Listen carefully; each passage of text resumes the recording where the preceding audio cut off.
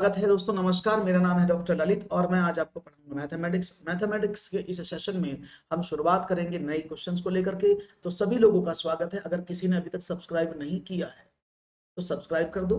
Video को अगर like नहीं किया तो लाइक भी कर दो, और अगर आपने शेयर नहीं किया है तो शेयर भी करके, और यहाँ पर बेल आइकन को भी प्रेस जरूर कर दे, जिससे कि आपको सभी नोटिफिकेशन मिले सबसे पहले। आगे बढ़ते हैं, कल हाँ हो जाएगा। चलिए शुरू करते हैं। बहुत सिंपल, मैं हमेशा पहला प्रश्न स्थानीय मान के ही रखता हूँ। एक क्वेश्चन है, 56,431 में 6 के स्थानीय मान तथा 4 के अंकित मान में क्या अंतर है? इन 56,431 there is a difference between the local value of 6 and the face value of 4. 999, 5600, 5996 और 2। सवाल आपके सामने है।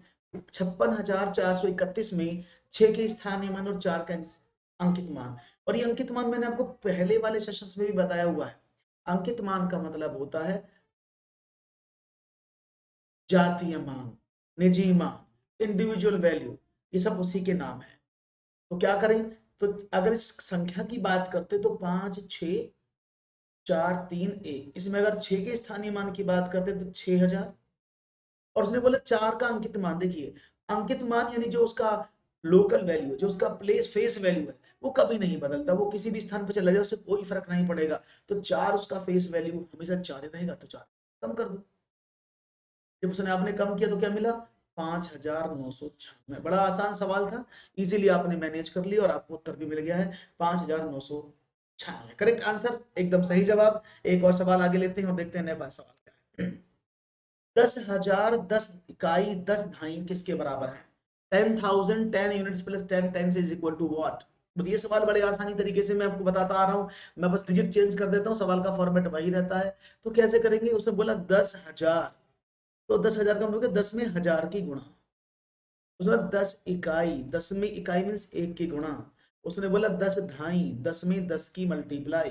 तो ये हो गया 10,000, ये हो गया 10, और ये हो गया 100। सबको जोड़ दो, 0 1 1 0 1, तो 10 110। राइट ऑप्शन आपके समक्ष। क्लियर बात समझ में आ गई? बहुत सिंपल सिंपल सवाल से हो रहे हैं। तो option number A is the correct, not be. और सब बी कर रहे क्यों भाई?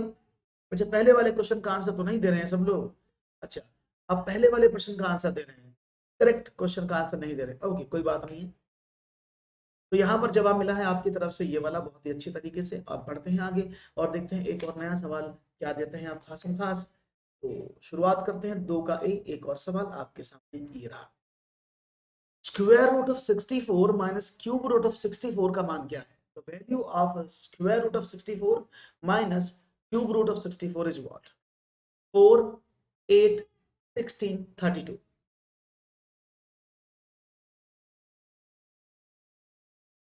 जी,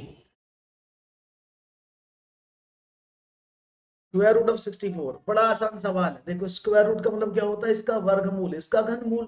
तो अगर 64 का स्क्वायर रूट निकालते तो दैट इज 8 मल्टीप्लाई बाई 8, है ना? और माइनस इसको करें तो 4 चौक 16 चौका 64, ऐसे तो करते हो। इसका स्क्वायर रूट 8, इसका क्यूब रूट 4, तो आंसर इज विल बी 4। अगर ऐसे सवाल आ जाए तो सर हम लाशें बिछा देंगे, लाशें प्रश्नों की। वही करना है आपको। चलो अब थोड़े से आगे क्वेश्चन ले लेते हैं, मजा बहुत हो गया, थोड़ा सा क्वेश्चन हैवी लेते हैं। भाग के एक प्रश्न में भाजक भागफल का 10 गुना है एवं शेष फल का 5 गुना है। यदि शेष फल 46 है तो भाज्य कितना होगा? तो ये सवाल बहुत कॉमन है, इस तरह के सवाल पेपर में आ नहीं सकते हैं, तो समझने की कोशिश करेंगे। आप सभी जानते हैं, अगर मैं बात करता हूँ भाज्य, हमेशा क्या होता है? भाजक मल्टीप्लाई बाई भागफल प्लस शेष, ये होता है। इंग्लिश में बोले तो डिविडेंड बोलते हैं इसको। Dividend is equal to divisor multiply by quotient plus remainder.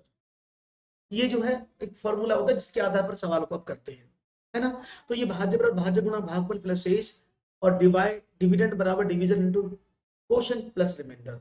तो सवाल कुछ इस तरह से लिखा हुआ है, तो इस फॉर्मूले को तो मैं हटा देता हूँ और यहाँ लिखता हूँ सवाल। उसने बोला भाग के प्रश्न भाजक, मैं लिख देता हूँ भाजक जो है वो कितना है, भागफल का 10 गुना है, भागफल गुना 10, एक कंडीशन। आगे क्या बोला, और भाजक शेषफल का कितना है, भाजक जो है शेषफल का 5 गुना है, और शेष आपको दिया हुआ है कितना 46। तो अगर मैं यहां से भाजक निकालूं तो क्या हो जाएगा, आपने कहा शेष 46, ये 5, तो 230, तो यानी भाजक 230 है। अब मैं भागफल निकालना हूं यहां से, तो क्या हो जाएगा, भाजक बटा 10 बराबर, या कह सकते हैं आप 230 अपॉन 10 बराबर भागफल यानी 23। तो भागफल आया 23, आपको सारी चीजें पता लग गई, आपको ये भी पता लगा कि भाजक क्या है, भागफल क्या है, सब पता लग गया। तो बस पुट तो करना था, आपने कहा कर देते हैं पुट, चलो देख लेते हैं।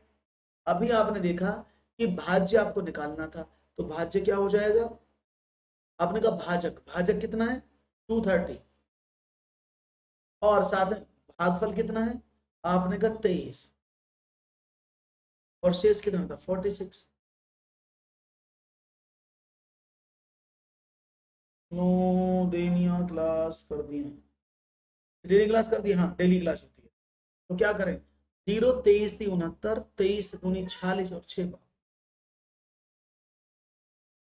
प्लस 46, 6 9 और 4 13, 2 और 1 3 और 5336।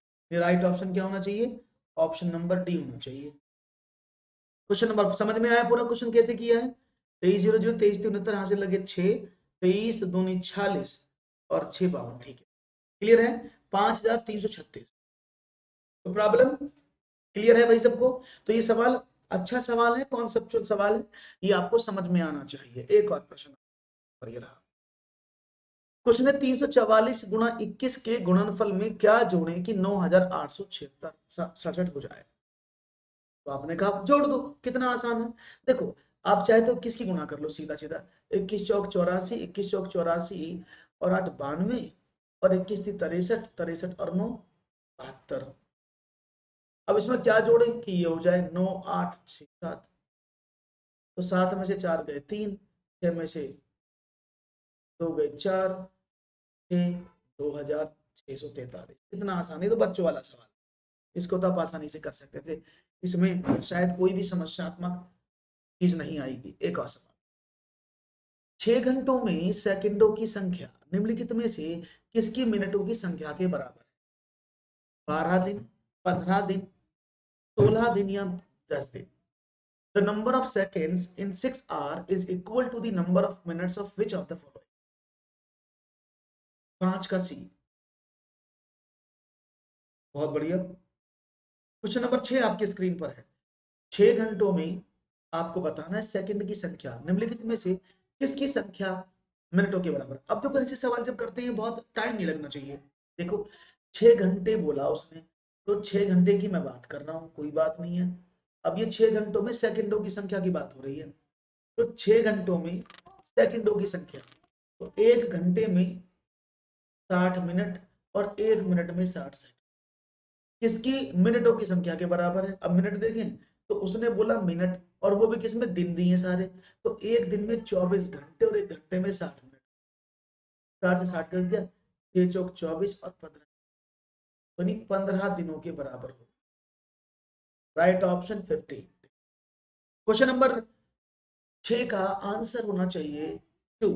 तो अगर आप चाहे तो ऐसे कर सकते थे कि 6 × 60 × 60 बराबर 3600, 6 × 3600, तो वो बहुत मुश्किल हो जाता, क्योंकि पहले आप उसकी मल्टीप्लाई करोगे, फिर इन 24 की मल्टीप्लाई करोगे, फिर बड़ी संख्या को बड़ी संख्या से भाग दोगे, इट इज वेरी डिफिकल्ट ना।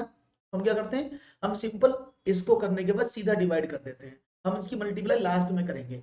कोई भी कैलकुलेशन होगी उसकी सबसे लास्ट में ही मल्टीप्लाई करने की आप कोशिश किया करें, वो बेटर समझ में आए।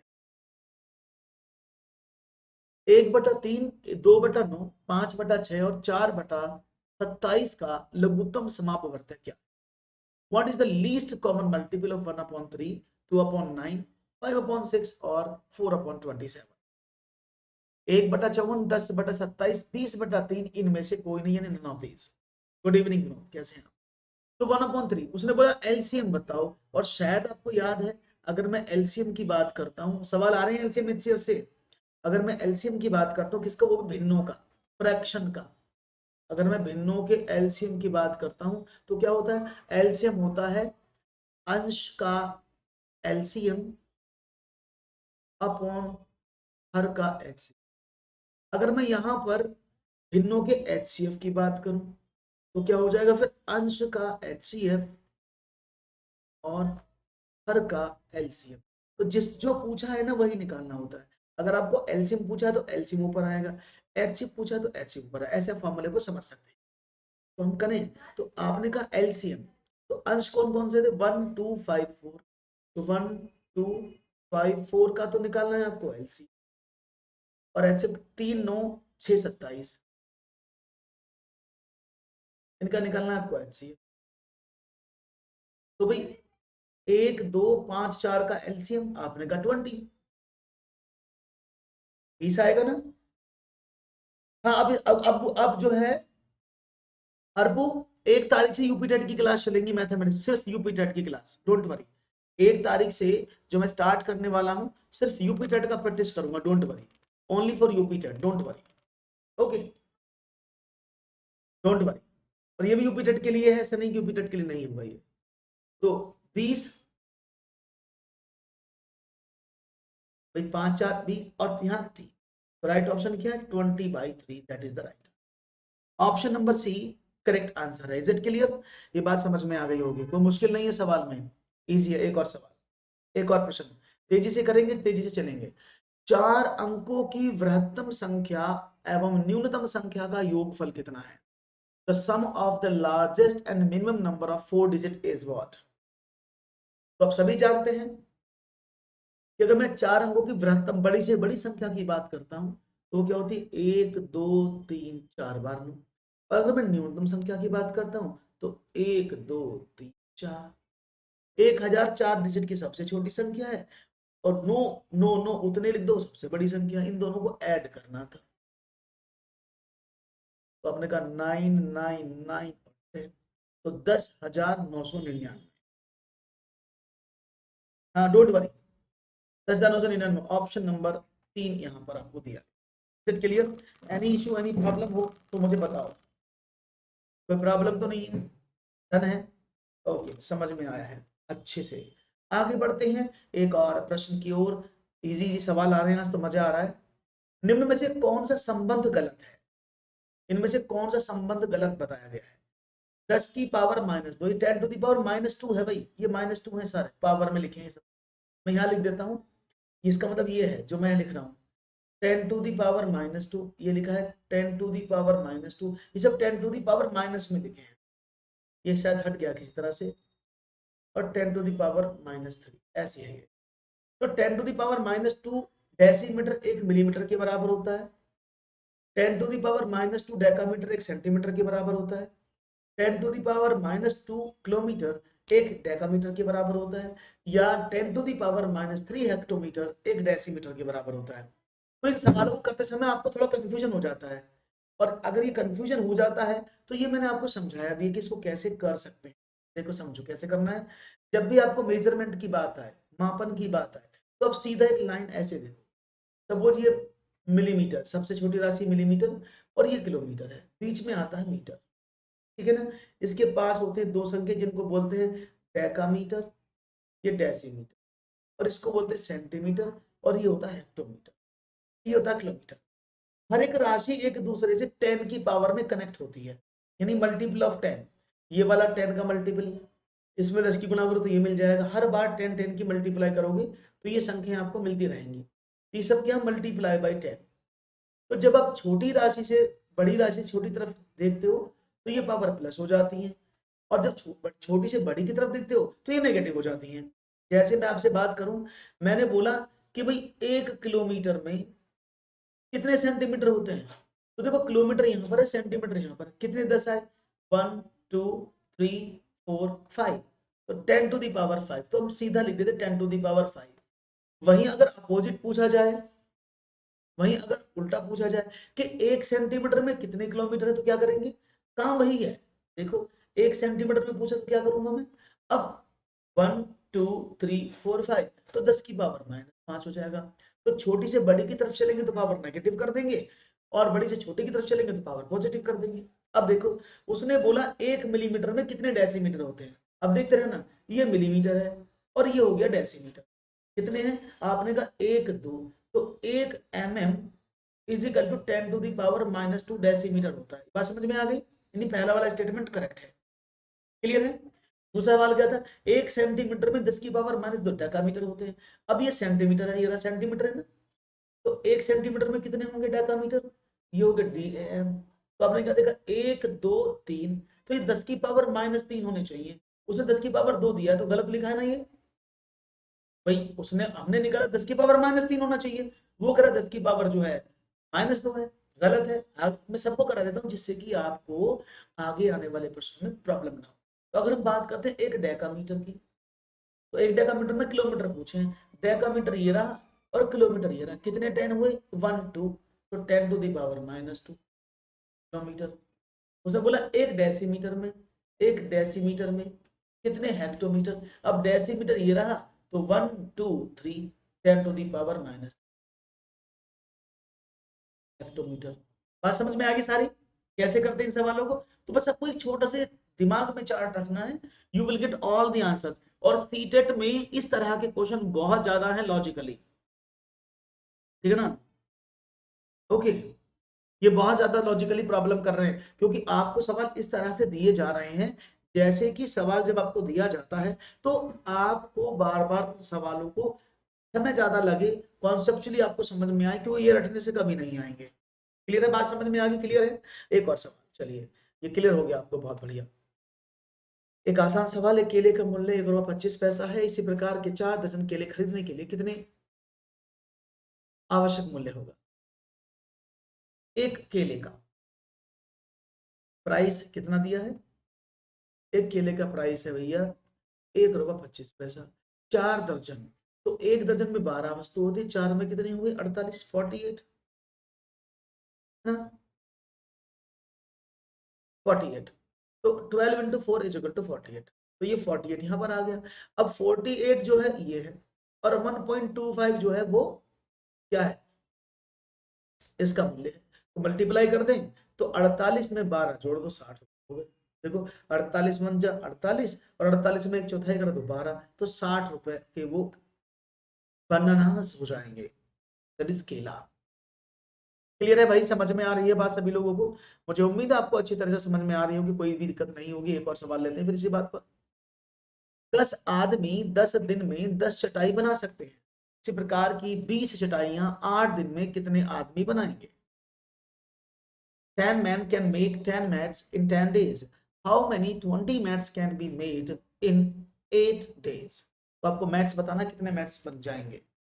तो शायद आपको याद हो, मैंने कहानी बताई थी आपको कि असली मसाले सच सच MDH और MDH, तो बस वो MDH ही आपको याद रखना, दैट्स इट। और MDH क्या कहता है? M1 B1 H1 is equal to M2 B2 H2 upon W1 upon W2। तो मतलब क्या है? M means man, day means day, H means hours, W means work. लेकिन यहां पर हम क्या देख रहे हैं? यहाँ पर आर्स नहीं है, तो ये फॉर्मूला में से आर्स को हटा दो, तो फॉर्मूला क्या बन जाएगा? M1 D1 upon W1 is equal to M2 D2 upon W। बस हो गया सवाल। अब देखो 10 आदमी है, M1 कितने? 10। 10 आदमी है, कितने काम करते हैं? 10 दिन काम करते हैं, और कितनी चटाई बनाते हैं? 10। आपको बोला इसी प्रकार की 20 चटाइयां हैं, वर्ग 20 चटाई करने का है, 8 दिन काम करना है, कितने आदमी चाहिए? M2 पूछ रहा है भाई साहब, 10 से 10 कट गया, तो M2 इज इक्वल टू, इनकी मल्टीप्लाई कर दें 200 बटा 8, 25 अट्ठे 200, तो भाई साहब 25 आदमियों की आवश्यकता होगी। You need 25 max. क्लियर है?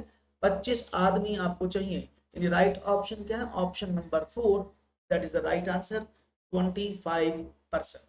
तो याद रहेगा फॉर्मूला कैसे करना है? 10 आदमी 10 दिन में 10 चटाई बनाते हैं, तो 20 चटाई 8 दिन में बनाने के लिए आपको 25 आदमियों की आवश्यकता होनी चाहिए। बहुत ही बढ़िया तरीके से आपका उत्तर मिला है। तो एक और सवाल आपकी तरफ बढ़ चला है। 144 पेन बेचने पर राम को 6 पेन की विक्रय मूल्य के बराबर हानि होती है। हानि प्रतिशत ज्ञात करिए। 144 पेन बेचने पर राम को 6 पेन के विक्रय मूल्य के बराबर हानि होती है। तो देखते हैं आपका जवाब क्या मिलता है। यानी वो 144 पेन बेच रहा है तो उसे 6 पेन के विक्रय मूल्य के बराबर हानि हो रही है। तो भाई मुझे बताओ टोटल कितना उसको हानि हुई। तो देखो इस सवाल को बेसिक, जब मैं आपको परसेंटेज पढ़ाता हूं तो मैं बेसिक से आपको दूर रखने की कोशिश करता हूं। क्यों? क्योंकि आप बेसिक को जरूर जाने, दूर ना जाए। देखो, तो अगर मैं बात करूं टोटल 144 पेन तो उसने बेचे और 6 पेन के बराबर हानि हुई, तो मतलब क्या है भाई, टोटल पेन विक्रय मूल्य कितना होगा, 150 पेन बेचे होंगे उसने। टोटल 150 पेन थे, जब उसने बेचे 144 तो 6 पेन के बराबर हानि हो गई। तो यानी 150 पेन पर 6 पेन का नुकसान हो गया। मल्टीप्लाई बाय 100 तो करोगे, सिंपल। तो कितना हुआ 60/15, 15 चौके 60, 4%। कितना आसान सवाल था, गुड इवनिंग भावना जी। कितना आसान सवाल था, 60/15। Any problem, any issue, any issue you can ask. Clear है? ओके, बहुत बढ़िया।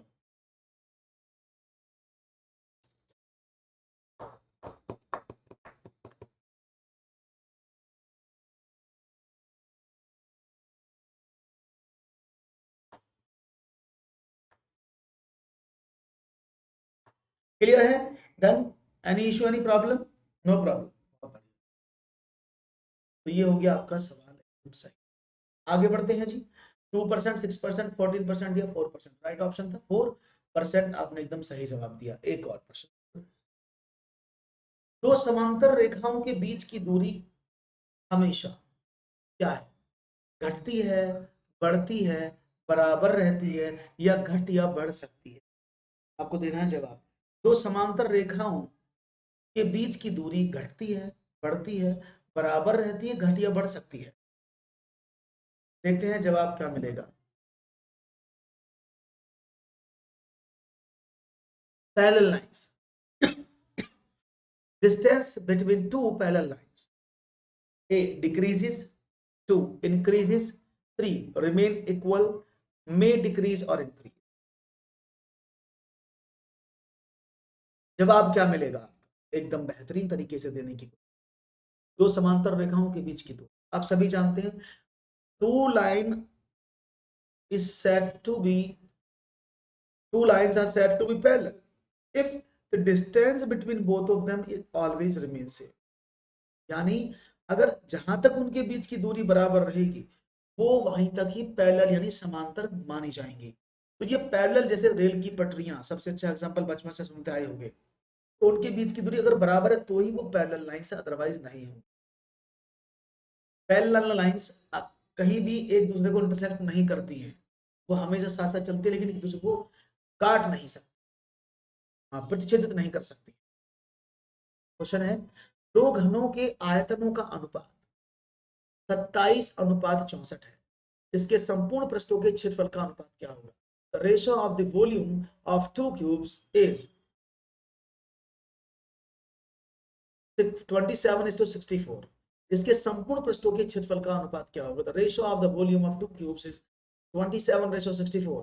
What will be the ratio of the areas of its entire page? देखते हैं जवाब। बहुत सिंपल है, देखो दो घन ऐसे हैं। घन क्या होते हैं? जिनकी सारी भुजाएं इक्वल होती हैं, उनको तो बोलते हैं क्यूब्स। तो ये दो घन ऐसे हैं जिनका ऐसे आपको दिया हुआ है, ये इनकी सारी लंबाई चौड़ाई मुझे बराबर होती है। तो दो क्यूब हैं जिनके आयतन का अनुपात दिया है। अब आयतन क्या होता है? अगर मैं इस घन के आयतन की बात करूं तो इसका होगा A1 क्यूब, इसका होगा A2 क्यूब। ए क्यूब भी तो होता है घन का आयतन। तो A1 क्यूब और A2 क्यूब दिया है। तो A1 क्यूब मतलब कितना है? आपने कहा इनका अनुपात, तो A1 cube upon A2 cube कितना है? आपने कहा 27/60। तो मैं कर दूं ऐसे कि A1 अपॉन A2 क्या हो जाएगा? आपने कहा 27/64 का क्यूब रूट, क्यूब इधर भेज दिया। तो क्या हुआ, आपने कहा 3/64, तो ये 3/4 आ गया। अब उसने क्या बोला, संपूर्ण पृष्ठ, इसका टोटल सरफेस एरिया क्या होता है, आपने कहा इसका 6 भुजाओं के क्षेत्रफल का योग, यानी 6a², तो 6a1² इसका हुआ, 6a2² इसका हुआ, तो क्या करें, तो 6a1² अपॉन 6a2², 6 से 6 कट गया, a1 a2 आपको पता ही है 3/4 का whole square, that is 9/9। Clear है, बात समझ में आ गई। तो राइट ऑप्शन क्या, 9:16। कैसे हुआ है, हालांकि अगर किसी भी घन का आयतन दिया है तो उनका संपूर्ण पृष्ठ हमेशा उनका वर्ग बन जाता है, जैसे 27 दिया है ना, तो भुजा इनका क्यूब करके डायरेक्ट भी निकाल सकते हो, लेकिन वो प्रैक्टिस पर डिपेंड करेगा कि आपकी प्रैक्टिस कितनी खतरनाक है, कितनी अच्छी है। एक और सवाल लेता हूं, गणित के अधिगम के प्रति विद्यार्थियों की संवेदनशीलता जागृत करने के लिए प्रभावी उपाय क्या है।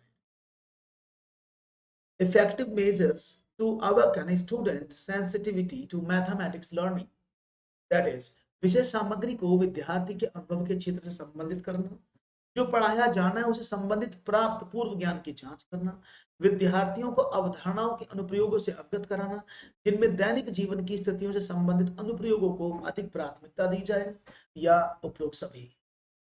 क्या होगा सही जवाब, अगर मैं आपसे बात करूं, गणित के अधिगम के प्रति विद्यार्थियों की संवेदनशीलता जागृत करने के लिए प्रभावी उपाय क्या, विषय सामग्री की विद्यार्थियों के अनुभव के क्षेत्र से संबंधित करना, जो पढ़ाया जाना है उसे संबंधित प्राप्त पूर्व ज्ञान की जांच करना, विद्यार्थियों को अवधारणाओं के अनुप्रयोगों से अवगत कराना, जिनमें दैनिक जीवन की स्थितियों से संबंधित अनुप्रयोगों को अधिक प्राथमिकता दी जाए, या उपरोक्त सभी। तो देखते हैं जवाब क्या मिलता है। संवेदनशीलता को जागृत कर रहे हैं, उनकी मैथमेटिक्स सेंसिटिविटी को आप जागृत करने की कोशिश कर रहे हैं, तो क्या होगा, बहुत बढ़िया। तब जानते हैं, देखो विषय सामग्री को विद्यार्थियों के अनुभव, बिल्कुल, यानी जो भी विषय सामग्री, जो जो विषय सामग्री जानते हैं ना, जो भी सिलेबस है, जो पढ़ाना है, उसको दैनिक जीवन के अनुभव से संबंधित करना, एनसीएफ कहता है कि उसको दैनिक जीवन से जोड़ के समझो, जो पढ़ा है उससे संबंधित पूर्वज्ञान की जांच करना। अगर आप उनकी संवेदनशीलता उनके अंदर को जागृत करना चाहते हो, तो first of all you have to know कि भाई जो उसमें आप बता रहे हो उसको क्या समझ में आ रहा है, you have to know about it, कि संवेदनशीलता यानी क्या है वो, और विद्यार्थियों को अवधारणाओं के अनुप्रयोगों से अवगत कराना, जिनमें दैनिक जीवन की स्थितियों से संबंधित अनुप्रयोगों को अधिक प्राथमिकता दी जाए, या उपरोक्त सभी। तो देखते हैं, सही जवाब था ऑप्शन नंबर डी, एकदम करेक्ट आंसर है, D is the right answer. Correct answer दिया आपने डी, कोई भी प्रॉब्लम नहीं है जी, एकदम सही जवाब ऑप्शन नंबर डी, एकदम खास। एक और बढ़ते हैं सवाल, देखते हैं आगे क्या होता है। गणित की प्रकृति कैसी है, इस सवाल में कई बार बताया था, देखो रीट में भी सवाल आया था, सीटेट में भी आ चुका है। The nature of mathematics is what, सजावटी, तार्किक, कठिन, सामान्य के लिए नहीं है। The nature of mathematics is what, decorative, logical, difficult, not for common. कैसी है गणित की प्रकृति, ये आपको बताना है। सजावटी, तार्किक, कठिन, सामान्य लोगों के लिए नहीं। तो मिलता है जवाब ए बी सी डी के साथ। ओके, आपने कहा है ऑप्शन नंबर क्या होगा, दैट इज बी, और एकदम सही जवाब दिया है आपने, तार्किक ही होनी चाहिए, क्योंकि नेचर ऑफ मैथमेटिक्स ऑलवेज भी क्या है, लॉजिकल। त्रुटियों में, गणित में त्रुटियों की एक महत्वपूर्ण भूमिका है, यह कथन है। गणित में त्रुटियों की एक महत्वपूर्ण भूमिका है, यह कथन किसका है। यह गलत है क्योंकि गणित में त्रुटियों को कोई स्थान नहीं है। गलत है क्योंकि त्रुटियां लापरवाही को दर्शाती है। सही है क्योंकि ये बोध कराती हैं कि बच्चे गणित की अवधारणा की किस प्रकार की रचना करते हैं। सही है क्योंकि विद्यार्थी को उनके प्राप्तांकों के विषय में फीडबैक देती है।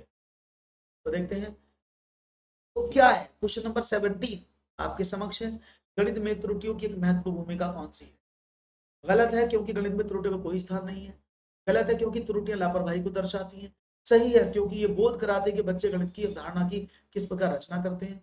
सही क्योंकि विद्यार्थियों को उनके प्राप्तांकों के विषय में फीडबैक देती है। तो देखते हैं आपका जवाब क्या मिलता है, लेट्स सी सवाल का जवाब क्या आता है। ए बी सी डी, चलो देख लेते हैं D, A B C D जवाब देने की कोशिश जारी है।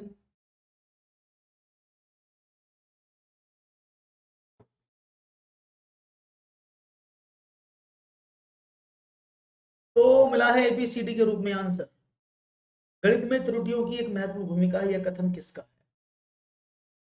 ए बी सी डी में से किसका है? आपने कहा है सर सी ऑप्शन। बिल्कुल सही जवाब है ऑप्शन नंबर सी। ये सही है क्योंकि ये बोध कराती हैं, क्योंकि ये बताती हैं कि बच्चे गणित की अवधारणाओं को किस, अगर वो बच्चा गलती का नहीं करेगा तो सीखेगा कैसे? और गणित में गलती तो होती है। तो गलती का कारण क्या है? अगर बच्चा गलती करता है इसका मतलब क्या है कि आप ये समझ पाते हैं कि बच्चा सवाल जब कर रहा है, प्रश्न को जब हल कर रहा है, वो कहाँ गलती झेल रहा है, उसको जानना पहचानना ही गणित के पैडागोजी के अंतर्गत बताया गया है कि वो बोध कराती है कि बच्चे गणित की अवधारणाओं को किस प्रकार रचना करते हैं। उमा सम और विषम संख्याओं की संकल्पना को समझ नहीं पा रही है। उसकी संकल्पना को सुधारने के लिए शिक्षिका ने भिन्न रंग वाले कुछ 20 कंकड़ लिए और कहा जिन कंकड़ के जोड़े बन पाए और जिनके जोड़े नहीं बन पाए वो बताओ। तो उमा कैसी विद्यार्थी है? उमा श्रव्य विद्यार्थी है।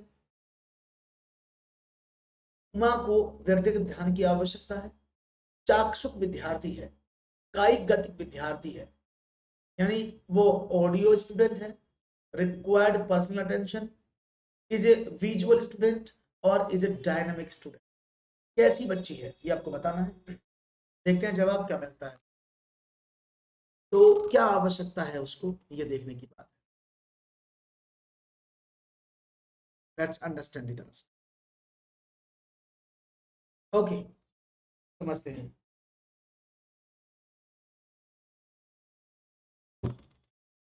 उम्मीद है आपका जवाब मुझे सही मिलेगा और अच्छे से मिलेगा। डी ऑप्शन यहां पर दे रहे हैं आप लोग मुझे।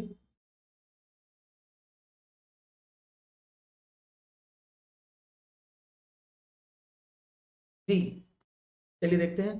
डी, देखिए कायिक गतिक का मतलब है डायनामिक स्टूडेंट, और जो मैं आपसे बोलूंगा जो काइनेथिस्टिक है वो अलग है।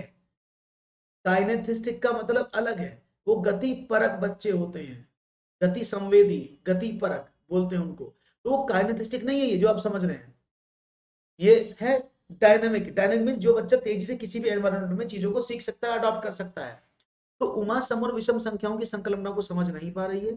उसकी संकल्पना को सुधारने के लिए शिक्षिका ने भिन्न रंग वाले कुछ 20 कंकड़ लिए और उसने उनके जोड़े बनाने के लिए कहा, साथ ही 1 से 20 तक संख्याओं को छांटने के लिए कहा। तो यानी उस संकल्पना को समझ नहीं आ रही कि इवन ऑड क्या है, तो उसको सुधारने के लिए शिक्षिका ने कुछ कंकड़ लिए और उसने जोड़े बनाने के लिए कहा, साथ ही 1 से 20 तक की संख्याओं को छांटने के लिए कहा। यानी सिर्फ टीचर यहाँ पर क्या फोकस कर रही है, अगर ये काइनेथिस्टिक होता तो बच्चा काइनेथिस्ट बच्चा कहलाता, लेकिन यहाँ पर क्या आवश्यकता पड़ रही है, यहाँ पर जो टीचर उसके साथ काम कर रही है वो स्पेशली उमा को ही समझा रही है। तो उमा को इस तरह की समस्याओं को हल करने के लिए व्यक्तिगत ध्यान की आवश्यकता है, यानी उसे पर्सनल अटेंशन की जरूरत है। राइट ऑप्शन है सी। चाक्षुष विद्यार्थी चीजों को छूने की जरूरत नहीं मानते।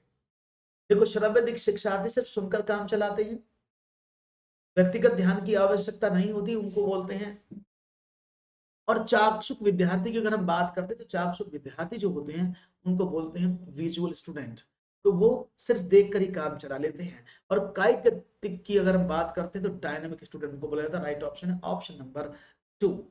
उसको पर्सनल अटेंशन की जरूरत है, तभी वो सवालों को सही पाएगी। सही जवाब हमने दिया। कक्षा 2 के कुछ विद्यार्थियों को हासिल वाले 2 अंकों की संख्याओं के जोड़े में कठिनाई का सामना करना पड़ता है।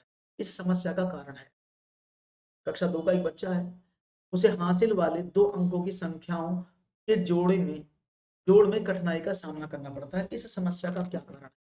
गणित में रुचि का अभाव, अंकित मान तथा स्थानीय मान में अंतर की समझ का अभाव, शून्य के महत्व की समझ का अभाव, या पुनर्समूहीकरण की प्रक्रिया की समझ का अभाव। Some of the students of class second face difficulty in adding 2-digit numbers. Causes this problem: lack of interest in mathematics, lack of understanding of difference between face value and local value, lack of understanding the importance of zero, or lack of the understanding of the process of the regrouping. तो देखते हैं जवाब क्या मिलता है आप लोगों का। सोचो सोचो, मन में सोचो क्या जवाब दिया। 2 अंकों, और मैंने आपको बताया हुआ है कि जब भी बच्चा हासिल संबंधी गलती करता है, याद है ना, मैंने समझाया हुआ है, हासिल संबंधी गलती अगर बच्चा करता है तो हासिल संबंधी गलती करने पर बच्चा हमेशा पुनः समूहीकरण की बात करता है, ठीक है ना, पुनः समूहीकरण की बात वो करता है, ठीक है ना, जिसको रीग्रुपिंग भी कहा जाता है, ठीक है, क्लियर हुआ। तो जैसे बच्चा 8 7 में 6 5 जोड़ देता है तो 7 5 12 का 2 का हासिल लगा 1, 8 से 14 और 1 15 112, ऐसे, क्लियर है। तो इसको बोला जाता है क्या, पुनर्समीकरण। तो ये तो सही लिख दिया। अगर वो इसको ऐसे कर देता कि 87 में 65 जोड़ने थे, 7 और 5 12, 8 से 14, तो उसने हासिल को नहीं जोड़ा, तो उन गलतियों को क्या कहते हैं, पुनर्समीकरण की गलतियां कहते हैं।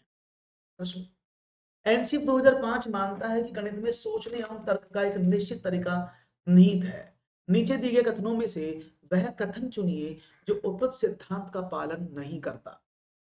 उसे पढ़ाने की विधि, आंकित प्रश्नों को हल करने के लिए विद्यार्थियों को निर्धारित सूत्र बताना, पाठ्य पुस्तकों में प्रस्तुत सामग्रियों को लिखने का तरीका, कक्षा के लिए चुने गए क्रियाकलाप एवं अभ्यास। एनसीएफ 2005 मानता है कि गणित में सोचने एवं तर्क का एक निश्चित तरीका निहित है। नीचे दिए कथनों में से, यानी एनसीएफ क्या मानता है कि गणित में सोचने और तर्क मीन्स तर्क जानते हैं ना, लॉजिक लगाने का एक निश्चित तरीका होता है। नीचे दिए कथनों में से वह कथन चुनिए जो उपयुक्त सिद्धांत का पालन नहीं करता। उसे पढ़ाने की विधि, आंकित प्रश्नों को हल करने के लिए विद्यार्थियों को निर्धारित सूत्र बताना, पाठ्य पुस्तकों में प्रस्तुत सामग्रियों को लिखने का तरीका या कक्षा के लिए चुने गए क्रियाकलाप एवं अभ्यास। तो देखते हैं भाई साहब क्या आता है आपका जवाब। यस,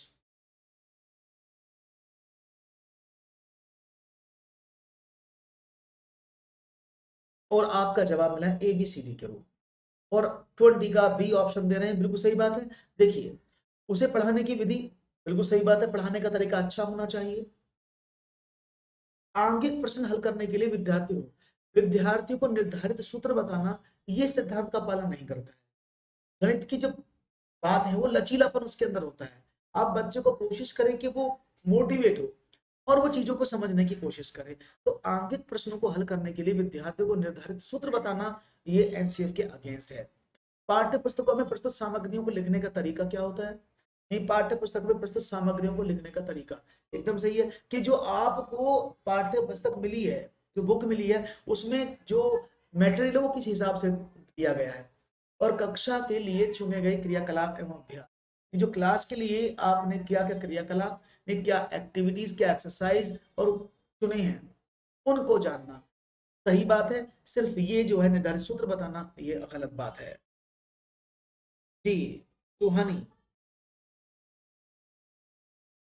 एमपीटेट के लिए, हाँ एमपीटेट के लिए डोंट वरी, पेडागोगी पूरी आएगी एमपीटेट में, परेशान ना होइएगा। प्राथमिक स्तर पर गणित का क्या महत्व है, एक सांस्कृतिक, दो सामाजिक, तीन धार्मिक, चार मानसिक। प्राथमिक स्तर पर गणित का क्या महत्व है, एक सांस्कृतिक, सामाजिक, धार्मिक या मानसिक। What is the importance of mathematics eight primary level, cultural, social, religious या मेंटल। प्राथमिक स्तर पर बात हो रही है, गणित का क्या महत्व माना जाता है, सांस्कृतिक, सामाजिक, धार्मिक या मानसिक। देखते हैं जवाब क्या मिलता है। What is the importance of mathematics eight primary level, cultural, social, religious, mental. और आपको पता है कि प्राथमिक स्तर पर हम जो गणित की बात करते हैं तो वो मानसिक रूप से गणित को समझा जाता है, यानी मानसिक रूप से प्राथमिक स्तर पर गणित पढ़ाया जाता है, जबकि माध्यमिक स्तर पर जबकि माध्यमिक स्तर पर जो हम बात करते हैं, यानी उच्च प्राथमिक स्तर पर जो बात करते हैं, तो वो हमारा व्यवहारिक गणित पढ़ाया जाता है। तो ऑप्शन था मेंटल मैथमेटिक्स, यानी मानसिक गणित को प्राथमिकता दी जाती है जब बच्चे को गणित पढ़ाया जाता है प्राइमरी लेवल पर। एक और प्रश्न, गणित में गणना करने संबंधी कौशलों को किसके द्वारा बढ़ाया जा सकता है। आप किस तरह से गणित में गणना करने संबंधी कौशल को बढ़ा सकते हैं, ये प्रश्न है आपके सामने। केवल एल्गोरिथम का वर्णन करके, कक्षा में अभ्यास हेतु क्रियाशील गतिविधियों का आयोजन करके, संकल्पनाओं और प्रक्रियाओं को स्पष्ट करने के बाद अधिक से अधिक अभ्यास करना, या केवल संकल्पनात्मक ज्ञान देकर। आप कैसे बच्चों को गणित में गणना करने संबंधी कौशल को बढ़वा सकते हैं। गणित में गणना करने संबंधी कौशल को किसके द्वारा बढ़ाया जा सकता है, ये है सवाल। केवल एल्गोरिथम का वर्णन करके, कक्षा में अभ्यास हेतु क्रियाशील गतिविधियों का आयोजन करके, संकल्पनाओं और प्रक्रियाओं को स्पष्ट करने के बाद अधिक से अधिक अभ्यास कराना, या केवल संकल्पनात्मक ज्ञान दे। देखिए, सिंपल याद रखना, आप अगर गणना संबंधी कौशल को बढ़ाने की बात करते हैं, देखो अगर गणित संबंधी कौशल की बात करें, वो देखो तो ये सवाल दो तरीके से पेपर में आया है। अगर वो सिर्फ बात करता है गणित संबंधी कौशल, तो गणित संबंधी क्वेश्चन, मैथमेटिक स्किल्स जो बढ़ा सकते हो, वो ऑप्शन नंबर 3 से बढ़ेंगे। यानी संकल्पना जो, यानी आप जो कॉन्सेप्चुअल स्टडी कराएं और प्रोसेस को अधिक से अधिक समझें, उसको अधिक से अधिक अभ्यास करें, तो उसके मैथमेटिक स्किल्स बढ़ेंगे। लेकिन तो पर्टिकुलर ब्रांच की बात कर रहा है, गणित में गणना संबंधी, गणना मीन्स गिनती, पहाड़े, कैलकुलेशन, ये जो है, ये कौशल जो है वो कक्षा में अभ्यास हेतु क्रियाशील गतिविधियों का आयोजन करके बढ़ाए जाएंगे। समझ में आ गई बात। अगर वो गणना संबंधी कौशल की बात करता है तो बच्चा एक्टिविटीज को करेगा, क्रियाशील एक्टिविटीज को लेगा। और अगर बात करते हैं कक्षा में अभ्यास हेतु क्रियाशील गतिविधियां का आयोजन करके, तो राइट ऑप्शन है ऑप्शन नंबर 2। इसके according option number 2 correct answer है। और इसके अकॉर्डिंग 3 की अगर हम बात करते हैं, तो संकल्पना और प्रक्रिया को स्पष्ट करने के बाद अधिक से अधिक अभ्यास कराना, ये गणित में जो कौशल है वो गणित संबंधी कौशल को बढ़ाने की बात करता है। राइट ऑप्शन क्या था, ऑप्शन नंबर बी, इस क्वेश्चन के अकॉर्डिंग। ठीक है, क्लियर है ना, बहुत बढ़िया। इस तरह से सवालों को समझते चलिएगा जिससे कि कोई प्रॉब्लम ना हो। एक और सवाल आपके सामने रखता हूं। एक अच्छी पाठ्य पुस्तक की विशिष्टताएं क्या हैं, ये आपको बताना है। एक अच्छी पाठ्य पुस्तक की क्या विशिष्टताएं हैं? उनमें कठोर अभ्यास देने के लिए बहुत सारे अभ्यास हैं। स्थितियों के माध्यम से सभी संकल्पनाओं का परिचय दिया जा सकता है। केवल हल किए गए अभ्यास ही शामिल किए गए हैं। उनमें उन्हें मोटिव भारी होना आवश्यक है। तो एक अच्छी पाठ्य पुस्तक की विशेषताएं क्या हैं? उनमें कठोर अभ्यास देने के लिए बहुत सारे अभ्यास हैं। स्थितियों के माध्यम से सभी संकल्पनाओं का परिचय दिया जा सकता है। केवल हल किए गए अभ्यास ही शामिल किए गए हैं। उन्हें मोटिव भारी होना बहुत आवश्यक है। तो क्या है, सेकंड और फोर्थ सही है, फर्स्ट और सेकंड सही है, सेकंड और फोर्थ सही है, या फर्स्ट और थर्ड सही है? तो देखते हैं जवाब क्या मिलता है।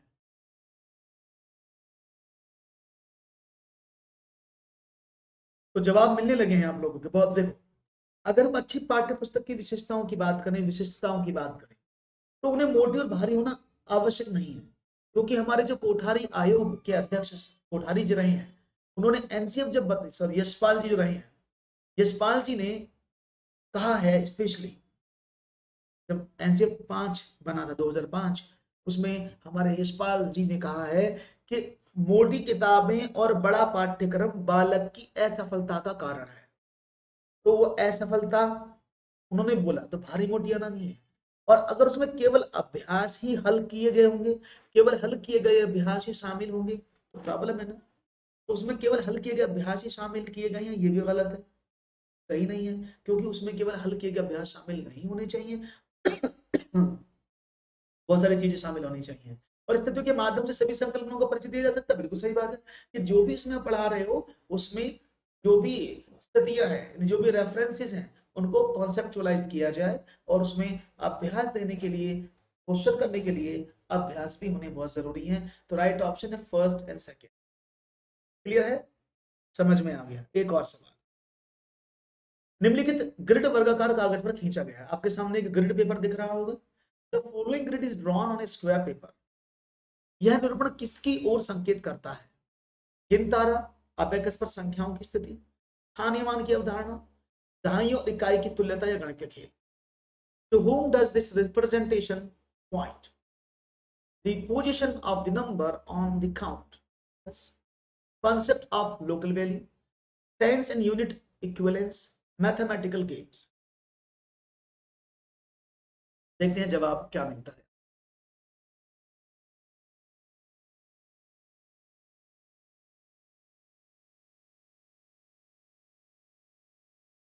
तो देखते हैं जवाब क्या मिलता है आपका। Let's see what will be your right answer.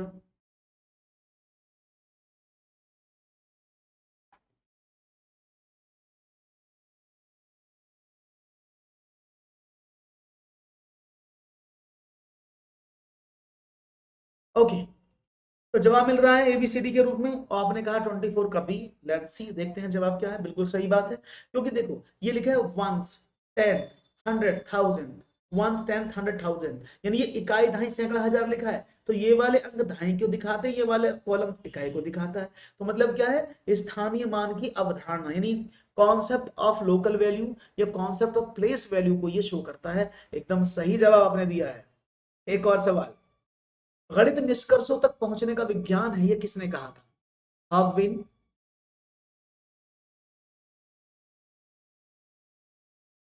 हॉगविन, Locke, Benjamin पेरिक, अरे नाम, ये इनमें से कोई नहीं। गणित निष्कर्ष तक पहुंचने का विज्ञान है, किसने कहा? हॉगविन, लॉक, बेंजामिन पेरिक।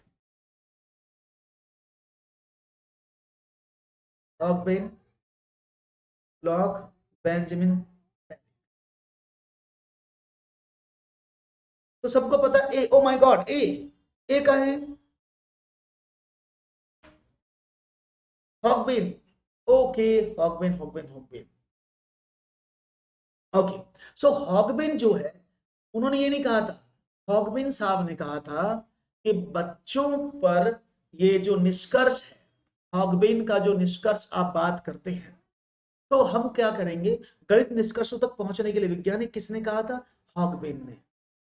ओके, हॉगविन ने नहीं कहा भैया, ये कहा था हॉगविन साहब ने, गणित सभ्यता और संस्कृति का दर्पण है, mathematics is the mirror of civilization. साथ में लॉक साहब ने कहा था गणित ऐसा विज्ञान है, ऐसा विषय है जो बालक के मस्तिष्क में तर्क करने की आदत स्थापित करता है। और बेंजामिन पेरिक साहब ने कहा था गणित निष्कर्षों तक पहुंचने का विज्ञान है, या गणित ऐसा विज्ञान है जिसमें आवश्यक निष्कर्ष निकाले जाते हैं। ओके, तो राइट ऑप्शन था, हाँ, हॉगबेन का दर्पण, लॉक का तर्क और बेंजामिन का निष्कर्ष। तो राइट ऑप्शन था ऑप्शन नंबर 3। तो आपको शायद समझ में आए होंगे सारे सवाल, मुझे लगता है सभी लोगों को क्लियर हो गया होगा सवाल। तो आज के सवाल आपको कैसे लगे मुझे जरूर बताएं, उम्मीद करता हूं सारे सवाल अच्छे लगे होंगे और आपको समझ में भी आए होंगे। और मैं आशा करता हूं आप इसी तरह से इन सवालों को आगे लेकर बढ़ाते रहेंगे और मुझे समझाते रहेंगे कि हाँ, हम सही पढ़ रहे हैं। तो फिर मिलते हैं नए सेशन में नए क्वेश्चंस के साथ, तब तक के लिए दीजिएगा इजाजत। Thank you very much and have a nice day, good day. And कल फिर मुलाकात इसी समय पर। तो चैनल को सब्सक्राइब करना बिल्कुल ना भूलें और लाइक भी। Thank you.